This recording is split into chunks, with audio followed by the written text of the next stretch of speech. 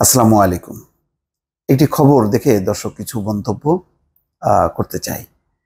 খবরটি হচ্ছে গতকালকে নয়াপল্টনে বিএনপির সমাবেশ হয়েছে। সেই সমাবেশে নতুন মুখ হচ্ছে গয়েশ্বর চন্দ্র রায়, বিএনপির সিনিয়র নেতা, বিএনপির একেবারে নীতি নির্ধারণী পর্যায়ের একজন গুরুত্বপূর্ণ নেতা, স্থায়ী কমিটির সদস্য। তিনি বলছেন, ক্ষমতা অপব্যবহারের শাস্তি হবে আকাশচুম্বী, ক্ষমার সুযোগ নেই। বক্তব্যটা খুবই কঠিন, খুবই আত্মপ্রত্যয়ী একটি বক্তব্য এবং একই সঙ্গে সমাবেশে একটি ধরনও পাল্টে গেছে গয়েশ্বরচন্দ্র রায়ের উপস্থিতির কারণে। এর আগে বিএনপির সমাবেশ মানেই মির্জা ফখরুল ইসলাম আলমগীর, আজকে কিন্তু সেইটি পাল্টে গয়েশ্বরচন্দ্র রায় সামনে এসছে। তো আমার মনে হয় যে এটা একটা ভালো, যে একটা নেতৃত্বের নানা ভেরিয়েশন আনা হচ্ছে। গয়েশ্বরচন্দ্র রায় আরেকদিন সমাবেশে দেখা যাবে যে আরেকজন নেতা সামনে আসছেন, এটা ভালো। এটা এক ধরনের যে মনোটোনাস সেটা কাটানোর জন্য ভালো। বিএনপির নেতৃত্বের সবাইকেই একেবারে উদ্যোগী করা, তাদেরকে অংশগ্রহণ করানোর, এটাও একটা ভালো প্রচেষ্টা। সবচেয়ে বড় কথা হলো, যখন যে নেতা দায়িত্ব পাচ্ছেন সেই নেতা কিন্তু একেবারে আপোষহীন অবস্থান ব্যক্ত করছেন। তো এই বক্তব্যটা বিএনপির এই পর্যায়ে এসে এটা খুবই সাহসী বক্তব্য নিঃসন্দেহে। তো এখানে গয়েশ্বরচন্দ্র রায় বলছেন, যত জুলুম, যত লুটপাট আর যত টাকা চুরি করেছেন, ক্ষমতাচ্যুতির পর শাস্তিটা কিন্তু আকাশচুম্বী।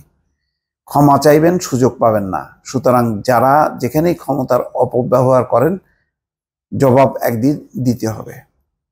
খুব বক্তব্যগুলি খুব গোছানো এবং খুব দৃঢ় এবং কঠিন। রাজধানীর নয়াপল্টনে বেগম খালেদা জিয়ার মুক্তি সহ অন্যান্য দাবিতে এই সমাবেশ হয়। নেতাকর্মীরা স্লোগানে স্লোগানে নয়াপল্টন মুখরিত করেছে। এটা একটা ভালো জিনিস যে কি পরিমাণ এখনো বিরোধী দলের নেতাকর্মীরা তাদের সংকল্প, তাদের প্রত্যয় তারা ধরে রেখেছে, সেটারও একটা বহিঃপ্রকাশ ঘটেছে কালকের সমাবেশে। নেতাকর্মীদের উদ্দেশ্যে গয়েশ্বরচন্দ্র রায় বলছেন, আমাদের হতাশার কোনো কারণ নেই। আমাদের কর্মীরা ক্লান্ত কিন্তু হতাশ নয়। জেল, জুলুম, অত্যাচার ও নির্যাতনকে সহ্য করে এখনো বুক টান করে দাঁড়িয়ে আছে স্বাধীনতা রক্ষায়। এই স্বাধীনতা কেড়ে নেওয়ার অধিকার প্রতিবেশীদের নেই, কারো নেই। আর প্রতিবেশীদের দালালি করে প্রধানমন্ত্রী শেখ হাসিনা বেশি দিন টিকতে পারবেন না। যারা অন্যায়ভাবে বেশি দিন ক্ষমতায় থাকে তাদের পরিণতি কি বিভিন্ন দেশের ইতিহাস পড়েন। খুবই একটি সতর্কবাণী।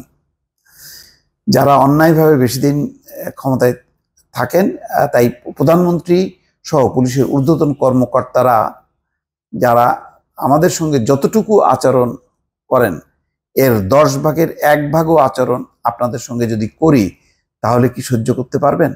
তা বহন করতে পারবেন? মানে খুবই সিগনিফিকেন্ট কথা যে বিএনপি নেতা কর্মীদের সঙ্গে যে আচরণ করা হয়েছে, সেটি বলা হচ্ছে যে তার 10 ভাগের 1 ভাগ কি আপনারা সহ্য করতে পারবেন? ঢাকা মহানগর বিএনপির আব্দুল সালামের সভাপতিত্বে বক্তব্য রাখেন সবই নগর নেতারা। কিন্তু খুবই ভালো এটা যে নগর নেতাদেরকে উদ্যমী করা, তাদেরকে আরো কি বলে, তাদেরকে সক্রিয় করার ক্ষেত্রে বিএনপির এই আয়োজনগুলি চোখে পড়ার মতন। নতুন নেতৃত্ব সামনে আসছে জনসভাগুলোতে, এটাও একটা ভালো দিক। সবচেয়ে বড় কথা হলো যে বিএনপি এত কিছু পরও হাল ছেড়ে দেয়নি। এইসব কর্মসূচির মধ্য দিয়ে সেটা কিন্তু তারা প্রমাণ করছে। দর্শক ভালো থাকবেন। আল্লাহ হাফেজ।